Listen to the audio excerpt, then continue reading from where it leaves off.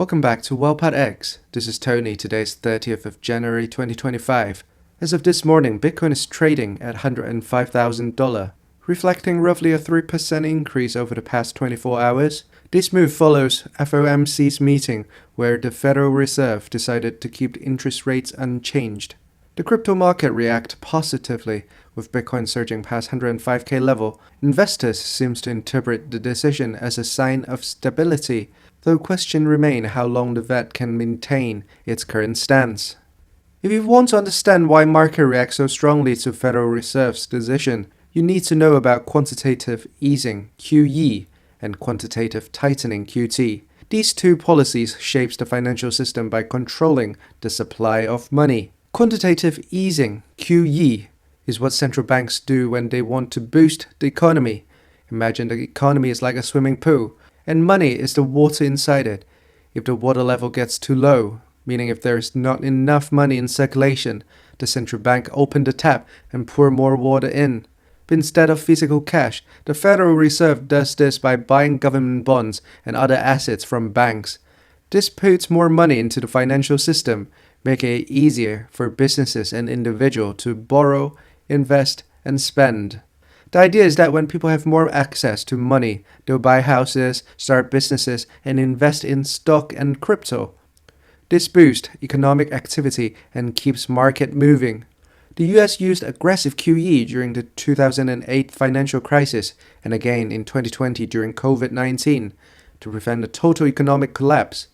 But too much QE can lead to inflation, too much money chasing too few goods, which is exactly what happened after COVID.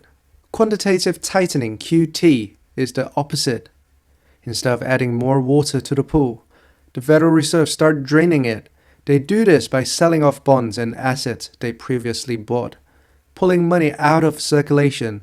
The goal is to slow down inflation by making borrowing more expensive and reduce excess liquidity in the market.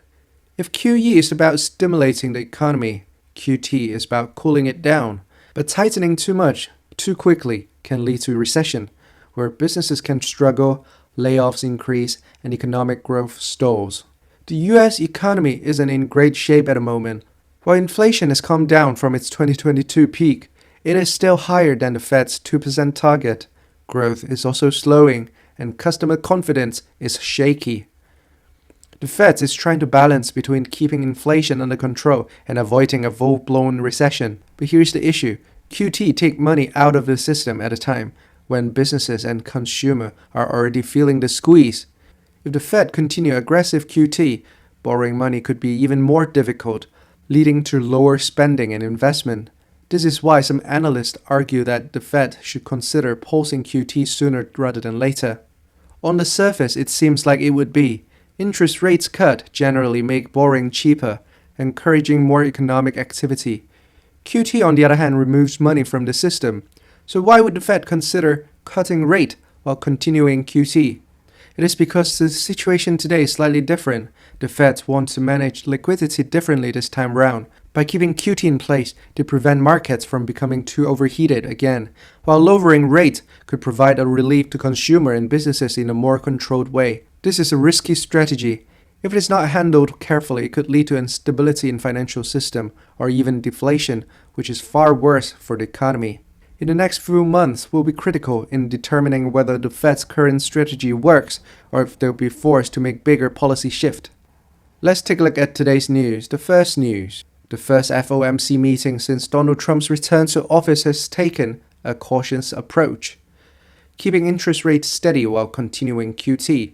This decision came as no surprise to market, but it has raised question about whether the Fed is doing enough to prevent economic downturn. Powell's comments indicate that while inflation has cooled, the Fed remained committed to controlling price growth. Bitcoin's price surged following the meeting, suggests that investors are still viewing it as a hedge against uncertain monetary policy. Second news. Crypto.com is preparing to delist Tether USDT in Europe as it moves to comply with European Union's upcoming MiCA regulations. The EU is cracking down on stablecoins that don't meet transparency and reserve requirements, and USDT is under particular scrutiny. I've personally started moving away from USDT in favor of USDC about a year ago, which has slightly more transparency. If you're in Europe and you rely on USDT for transaction, it might be time to consider alternative stablecoins. When I say alternative, I really do mean USDC, unless you have other specific reasons. Because for me, there's no reason to use second best stablecoins, knowing that USDC is more reliable.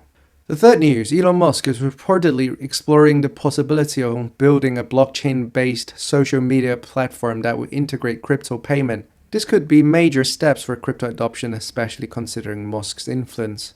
The idea of a decentralized social media network with crypto transaction built in line with his vision of free speech and financial independence. I do remember Musk in the past mentioned that he wanted to bring Dogecoin payment to X, now in 2025. It's still not happened. Interestingly, Musk did reach out to Dogecoin founder and offer him a role within the Department of Doge, which he declined the offer, stating that he found it amusing government works isn't his calling at the moment. And on that note, that's it for today's episode. Stay invested and I'll see you tomorrow.